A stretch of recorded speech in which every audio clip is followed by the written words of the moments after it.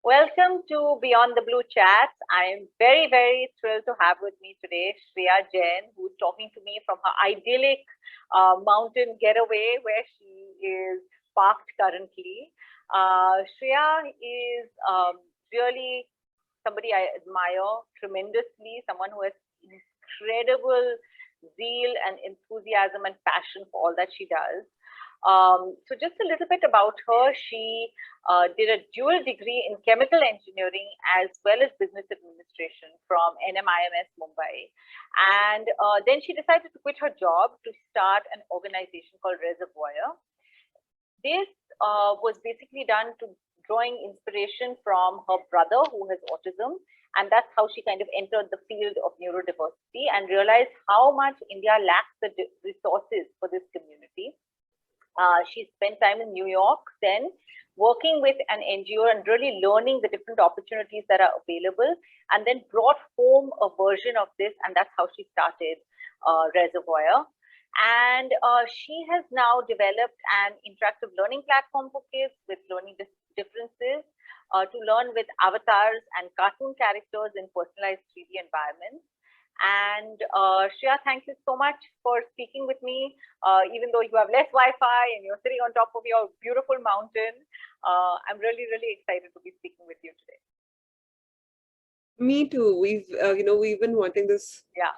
We wanted to do this for so long, and I think no better time and place than now. Absolutely. Yeah. And it's like a really lovely summer day where you are. So, like I said, I'm deeply envious of your lovely mountain hideaway. So, firstly, Shreya, I just want you to tell me, describe your childhood for me with your brother. What was it? I mean, you're the older sibling. Am I correct? Yeah. Yeah. So tell me about it. What was it like growing up? What was your childhood like? My earliest memories of my childhood, when my brother was born, I was obviously very, very excited.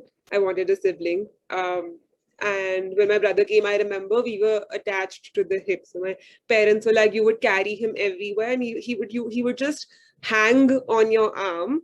And we were like sometimes scared that he would cry if anybody else picks him up like that. But with me, it wasn't like that.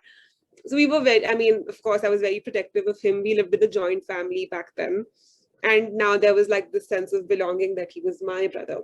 Because Right. I was the youngest up until that point. Okay.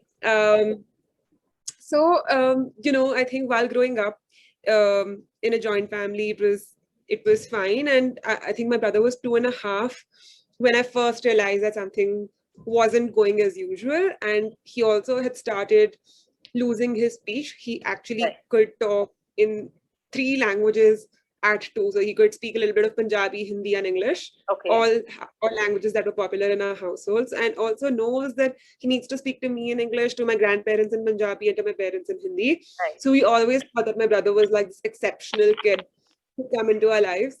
And I mean, of course, he still is, but at that point, like that sense of pride was just, very overpowering. Right. Then I think when he, kind of phased out of his speech and he regressed, and I know all of these terms now, but at that point I had no idea what was happening. I also know very little. I mean, I remember very little, so all of these things were, reminded to me by my parents. And then I think my mom was like extremely confused as to what was happening at that time. There was absolutely no awareness whatsoever. I remember her going to doctors, trying to figure it out. The doctors calling her crazy, saying that there's nothing wrong with your child. My extended family being really confused as to why my mom thinks something's wrong. So like a lot of turbulence in the initial years. And I think then my mom eventually moved to Delhi, which is where she found all the help. So before she even had a formal diagnosis, she moved to Delhi. She went to Bombay, met doctors from like different parts of the country. And then I think like the word autism kind of started ringing bell in everyone's ears. And at that time, no one knew what that was. Yeah. I don't also think that it was ever formally introduced to me. I think my parents were so caught up in this like whirlwind of events that I was like a bystander. I think also to protect me at that time, they didn't take me to Delhi. So I was like with my joint family. Right. Then I think my mom, after like the next phase was that we moved into like a nuclear family because we thought my brother would need structure, he would require more attention. But then it's still in Chandigarh, there were no resources at the time.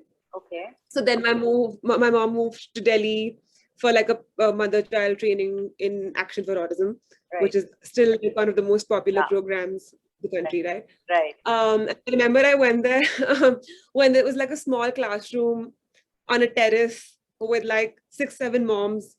Yeah. And I would go, then I would pack my lunch and I would take it with me. But then I realized it wasn't sustainable. My school was back here. So then I came back to Chandigarh. And now I was in a nuclear family, but alone. So it was kind Right. of weird for me because now I didn't know what I was supposed to do. So my dad, poor thing, he was doing the back and forth between Delhi and Chandigarh. But Yeah. I just think even then, like, there was a sense of responsibility that came very, very early on that, we had to stick through this, we had to be together in Right. this. So every time, every possible chance, we would go down to Delhi to be with my mom and my brother. They would come back all the time until eventually my mom realized it's not sustainable and then she Right. came back. Right. Then there was like, whole like um process of finding the right school for him being chucked out of those schools. I was in an all girls school, so there was no way he could be a part of my school. Right.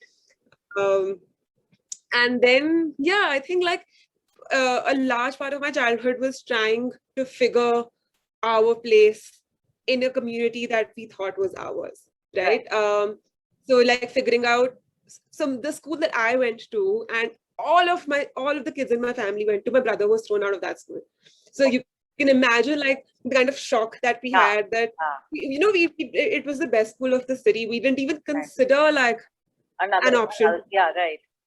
There was no need. And then now suddenly for the first time we were like, oh, if not this, then what? And then I realized the smaller schools were like the most open ones. They were the most accepting ones. And then kind of realizing that it's not really equal. It's not really fair at like a very early age. So all of that happened. And then my mom also like then by 2007, 2008, I want to say. And I was in like the 7th, 8th grade by now. Then she became a part of this NGO, and then started like an autism section there. Right. And then that shaped up into like a special school. So yeah, that's kind of how my journey with autism was as a child. Wow, that's really incredible because I'm hearing so many, saying so many things. It's almost like uh, while you did have a typical childhood in the sense that you grew up in a joint family, you went to school, you did things that typically kids did do. There's also that tremendous sense of responsibility and awareness of there being a difference of your family right from a very young age. And I think that's why I had spoken to you earlier about my daughter Gayatri talking to you, because I think those kind of experiences resonate. Would kind of resonate. Did you ever feel a sense of over responsibility, or a sense of, I don't want to use the word burden, but did you ever feel a pressure on yourself at that time when you were dealing with your brother, or when there was all this kind of upheaval, or the sense of why me and why my family, why do we have to be separated? Did you ever feel that way? I don't think so. I think as a sibling, I knew very actively that my role was to take care of myself. Okay. Right? I think that's the hat that I put on, that I know my parents are really busy with my sibling. And I knew, I think I worked really hard at school. I was doing really good at sports. My main kind of driver was to be independent. And I also like seek like, I used to get a lot of appreciation from my parents when I did that, right? So, and I mean, I'm only realizing this now in therapy of why even today it's so difficult for me to like reach out and ask for help, because sometimes, and even like not just physical help, but also emotional help, right? Because at that point, it's so like ingrained in me that I need to do this on my own. And I think like that's something that really got me through, and I think it's like a very, very powerful tool to have. I didn't have a choice back then, and I think now slowly learning how that can be like, it can be difficult on yourself, and it doesn't have to be like that now. unlearning that has been interesting for me in the last few years. Okay, that's really interesting. So I can imagine what you said. Firstly at that time, the whole concept of autism was so alien, so unfamiliar, and also in a smaller city like Chandigarh, where it would have been where I guess everybody knows everybody. It's smaller. It's like you said, everyone in your school in your family had gone to that school.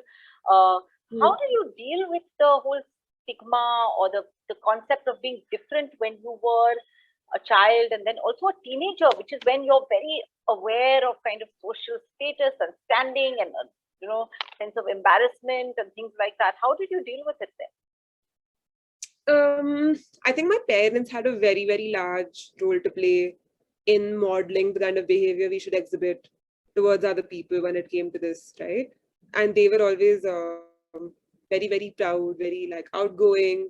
Um, and I don't know how they learned that from the get-go. I don't know. I know my mom was in like severe depression for many years, like after the diagnosis. And I know that she just threw herself in to the process of figuring it out for my brother. I remember we did all sorts of crazy shit. Like I don't want to call it crazy things right now because like in that time that was like my mom that was my mom's hope, right? We went to like all of these temples across the country. And this is along with the therapy, along with the medication, along with education, right? Like we were doing everything possible, like Right.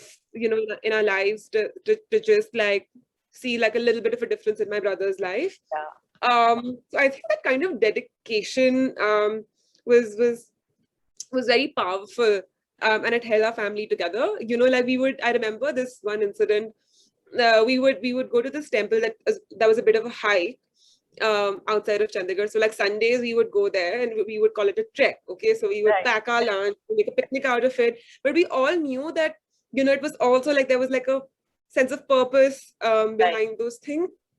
I think in terms of facing that feeling of being different, um, I think it depended. It was it. I think it varied across experiences. I think when I became a little bit older, I think it's just because of how independent I became as a Right. person, I also took my brother under my wing. So then when I was meeting kids who I would feel that, would not accept my brother, I would kind of reject them as a group as well. So it was like, Ah. it became like part and parcel of my life. And it's extended to even like boyfriends in my life, right? So I mean, the first like check mark would be to see like how is he behaving with my brother. And Right. it's not just that is he okay or not okay, because that's Right. never a question. But like, does my brother like him? Does he make him feel comfortable? How awkward is he around him or not? And all of these things tell you so much about a person. So Absolutely. like if they meet these check boxes, I figured like a decent bunch of information about them. Yeah. Um, yeah, but I think even in terms of friends, right? Like it's so strange, Gopika, that my child, like friends who are comfortable with Suvrat Right. back then are the people I'm still friends with. And this Right. wasn't a conscious decision. Yeah. Yeah. It wasn't, it's just somehow they've turned out to be the most empathetic, the most loving, warm people around me. And not to like take away from my friends who didn't make an effort whatsoever, but we just somehow like, I've seen their life evolve in a very, very different way than the rest of us. Right, right, very true. And I think honestly, that's really interesting because when you say that, I think Suvrat must have had such an impact on their lives as well, growing up. Just growing up with a Absolutely. kid I who was hope so. different. And that's really the amazing thing about it. So tell me the journey to start Reservoir. And can you explain the name? Because I've often wondered about it. Why did you name it Reservoir? What exactly do you do with the whole the whole organization?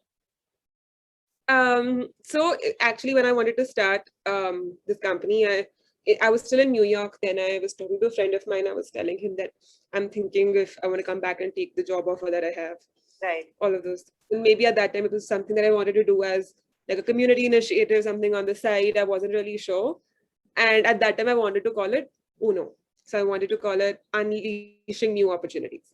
And our friends like, only a few problems I can see with that name, that it matches United Nations office that it matches like a very popular card game. So like, you see your bag, Yeah. you know what you want to do. And I was like, yeah, fair. And I think then when I was trying to explain to my dad what I wanted to do, he was just like, I get that you're like very moved by your experiences, but are you sure and all of that? And I just like in that moment I explained it to him as, I just imagine like a lake, imagine like a water body where, and how like all of those resources are important for life to thrive around it. Imagine like a reservoir, like a dam where like, you can collect resources, and something like that needs to happen even for the community. And I think in that conversation is when like the word reservoir kind of stood out and became something that I resonated with the most. Okay. So that's how it happened. And tell me about what you do as an organization. So as of today, we have 3 different verticals. Okay. And the one that I'm the most excited about, and that's something that I care very, very deeply about, is the interactive learning platform. Okay. I think I just told you about like all the different educational experiences that my brother had, that I think all the kids around have, even if they are in a school, the experience that they have is not the most pleasant, right? And I don't think I think learning in itself is such a journey that I don't think access to learning should be that hard. Yeah. Right? So I think this interactive learning platform allows kids to learn with cartoon characters and avatars, which we can control real time and animate in real time. And we can personalize each lesson depending on what the child's goals are, what his or her interests, likes and dislikes are. To give you a quick example, we have a dinosaur called Kickoff. Okay, and Kickoff the dinosaur is like a great storyteller. And we can place him in a natural environment of a jungle. We can also place him in kind of a PowerPoint presentation if we're doing like a sequential activity. Or, we can place him in like a classroom or like a picture of their own room. So the experience can be extremely personalized. The idea is to establish like a friendship between the child and the character, and then use that friendship to talk about goals, educational goals, social goals, communication goals, and so on. So that's one. Apart from that, we do a lot of community engagement exercises. We have the second vertical is a sensitization vertical, where we have a workshop called Made Equal. Okay. So we initially started this piece for corporates. So, we've done this workshop for Google, we've done this for other startups across the world. And it serves as a starting point for people to have conversation around inclusion and inclusive workplaces. Okay. And now we're finally launching a version of the workshop that's open to individuals and not just corporates. Okay. So we talk about unconscious bias in the workshop. We talk about tackling prejudice, how to become an ally, sensitive language, and just like a starters kit for somebody who is learning like the basics of neurodiversity. Right. And the third is our future security solutions vertical, where we like talk to parents and siblings about how they can secure their child's future, in case something happens to them. Okay. So then we talk to them about setting up a trust, setting up a will, getting all of their legal documents in place. That is absolutely amazing, because I think you're looking at, you're starting with the child, you're moving into the corporate space and the individual space, and creating that sensitivity. And then you're also looking at the future. So it's almost like you're covering all bases in a sense. And that's really, really very, very exciting. What do you hope for? What are your hopes and dreams through Reservoir for the disability community? What would your ideal scenario be like? I think just like a place to belong. I think it's a place that all of us can be ourselves, where there is like a very, very high level of awareness already, and therefore acceptance. So now we don't have to like come here and teach people. Yeah. I think all the products, all the services that neurotypical people use have been customized and curated to their needs, right? Someone has thought through what works for them, what they need, designed a product around it and given it to them.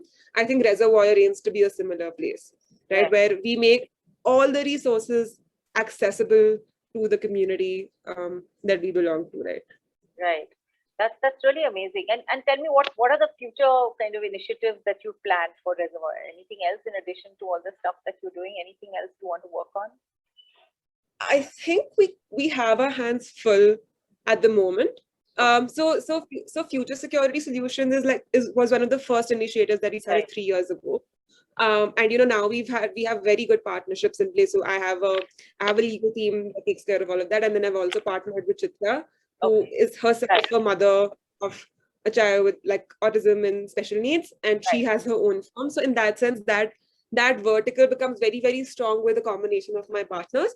Again, made equal is something that the workshop is ready, so we're able to curate, modify it according to our users very easily. Right. I think now focus is to grow Avatar Adventures Right. as fast as possible, make like a very, very improve our user experience, create a program where we can map efficiencies better. So I think that's where our focus lies right now.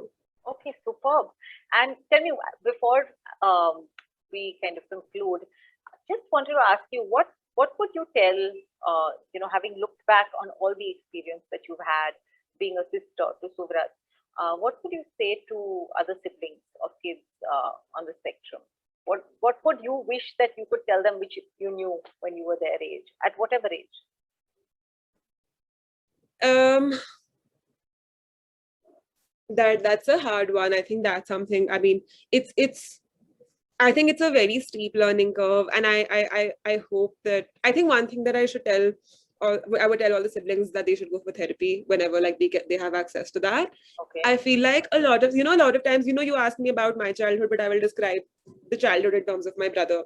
Right. And I have the awareness, but I still somehow do that, right? And I think our siblings become such a large part of our lives that it for me, even for like I'm taking this trip, I'm here, but there is always like this lingering sense of guilt Right. that, right? And it's not to say that I don't do things for myself. I mean, I've moved to Bombay and my brother's still in Chandigarh. So, I mean, but the kind of effort that I have to put in to do something for myself is quite large compared to like what a neurotypical sibling would otherwise do. Right. And I think I would say that, um, I know that love will always, it will be there to stay. And I feel like when your parents are around, it's okay if you're doing things for yourself. It's okay if you're kind of, building your own life. Yeah. I'm currently like, I'm at a stage where I'm figuring out what my middle ground is, Yeah. what gives me that sense of freedom to build my own life, but have that proximity with my sibling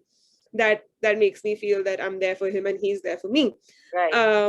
But I know that their life will be like no one else is around them, right? Like they're gonna grow up Yeah. with like such high emotional quotients, so much self-awareness, so much like empathy, love, and passion that honestly it's not easy to cultivate otherwise. Yeah. So I understand. I mean, and I don't know, it can be tough, but I think it's all worth it. Yeah. And the kind of love and support that you will receive from your Right. sibling. Right.